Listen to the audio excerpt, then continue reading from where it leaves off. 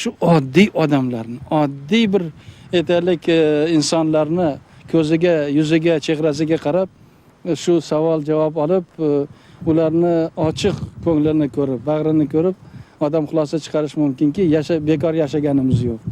Men ham ko'pchilik qatorida qilgan ishlarimdan shu paytda mamnun bo'lamanki, hali ko'p ishlarni qilishimiz kerak va Alloh taolaga ming shukronalar bo'lsinki, ming aytaylik tasanno aytishimiz kerakki, bizlarni mana shu yomon ko'zlardan asradi, balo qazodan asradi va mana shu yorug' kunlarga yetkazdi. Inshaalloh kelajagimiz ham mana shu borishda, mana shu ketishda, mana shu mustahkam poydevorni qurgandan keyin bundan ham yengil bo'ladi. O'ylaymanki, bundan ham yorug' bo'ladi.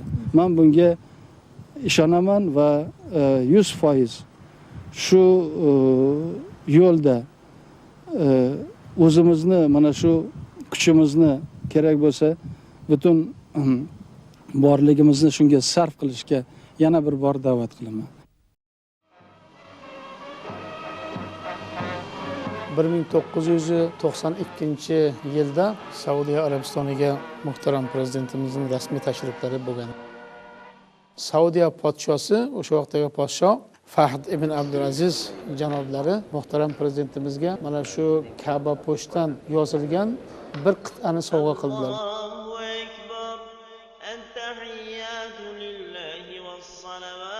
Undan ham eng insonning umrida takror bo'lmaydigan holat bo'ldi. Bu ham bo'lsa Ka'baning eshiklari ochilib ichkariga kirishlik.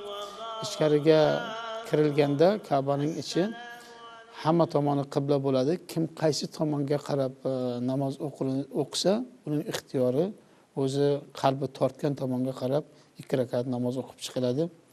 Shunda muhtaram prezidentimizning bitta hikmatli ishi shundan iborat bo'ldiki, shu joyda qilgan duolarida Xudoy taboraka va taolodan so'ragan ekanlar, yurtimni tinch qilgin, elimni farovon qilgin deb so'ragan ekanlar. Shu tabarruk joyda, mana shunday pok joyda so'rasak o'zi qabul qilg'ay. O'zi beradi agarki sof niyat bilan so'rasak. Yurtimni, bolalarimni, xalqimni o'zing asra, o'zing saqla deb doim shu o'zim so'rayman. Har ertalab turib so'rayman.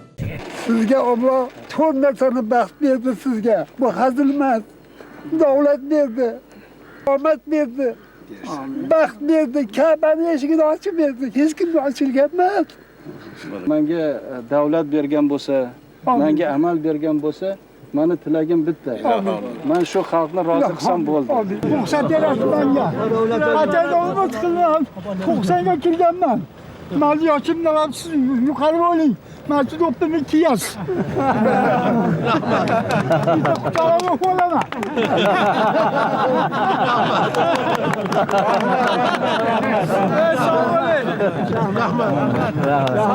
Menga yarashdimi yo'qmi?